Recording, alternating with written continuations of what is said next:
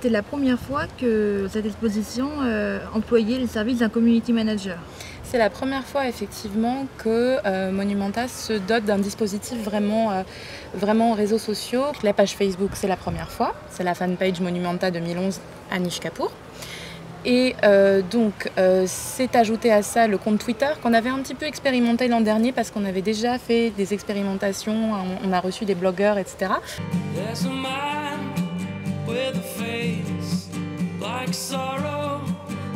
La petite spécificité de Monumenta, c'est effectivement la création de cette page Tumblr qui est également donc Monumenta 2011 et qui est à la fois un concours photo où les gens peuvent déposer leurs photos jusqu'à la fin de la manifestation qui est le 23 juin et par ailleurs une occasion pour les gens surtout de déposer une contribution qui leur soit vraiment personnelle.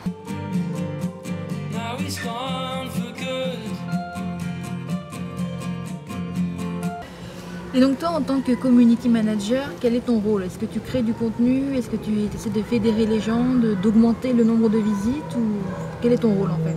C'est un petit peu tout ça à la fois. En fait, effectivement, l'idée c'est d'abord de fédérer les gens autour de ce projet, de trouver en fait les publics de Monumenta en ligne, de trouver les personnes qui sont vraiment, je dirais, presque pour certaines co-faiseuses de projets. Donc déjà, il y a cette première chose-là qui est de fédérer, qui est de rationaliser. Et puis après, il y a aussi l'idée que quand une œuvre génère comme ça émotionnellement beaucoup de choses, c'est important de parler en fait, de maintenir un lien continu. On peut imaginer qu'on a des bras gigantesques, que ce sont des manches et qu'on va aller enfiler avec le bras. Donc j'imagine que tu as passé pas mal de temps sur l'expo, mais que tu as dû aussi être beaucoup au bureau. Donc comment on fait pour gérer une communauté finalement sur un événement sans être sur place? Il y a nécessairement effectivement une distance quand on est community manager, c'est-à-dire qu'on est à la fois au plus près de l'événement et on est loin du côté physique de l'événement. Il se trouve que Monumenta a une équipe de médiateurs culturels extrêmement développée et que moi j'avais par exemple une personne qui était disons à la fois médiatrice culturelle et à la fois très branchée sur les réseaux sociaux. Donc elle était plus ou moins, oui, mon œil dans la manifestation. Peut-être avec les coudes dans les manches, comme ça on va aller très loin, comme si on voulait atteindre le but. D'accord? On ne sait pas ce qu'il y a derrière. Et donc tu étais toute seule comme community manager à gérer les communautés? J'étais pas toute seule et je me suis en fait associée avec un collègue donc, qui s'appelle Charles Dufresne et qui lui-même a une expérience en fait de travail sur les plateformes blog, etc.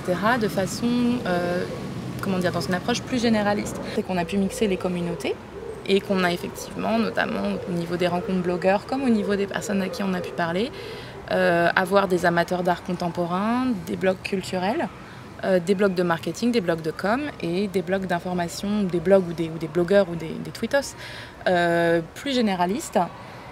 Donc on a effectivement comme ça créé un panel, un éventail autour de la manifestation.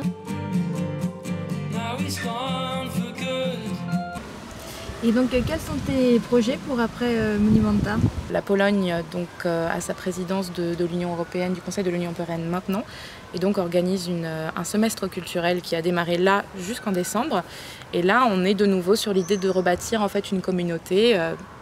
Voilà, je vous laisse deviner, mais il y aura effectivement donc des Polonais à Paris, très probablement, les communautés aussi européophiles, fans de l'Europe centrale, etc. Et de les fidéliser autour d'un programme culturel fort. J'espère qu'on te reverra à la fin de ces 6 mois et que tu nous raconteras ton aventure. Sans faute, Voilà. avec la Pologne.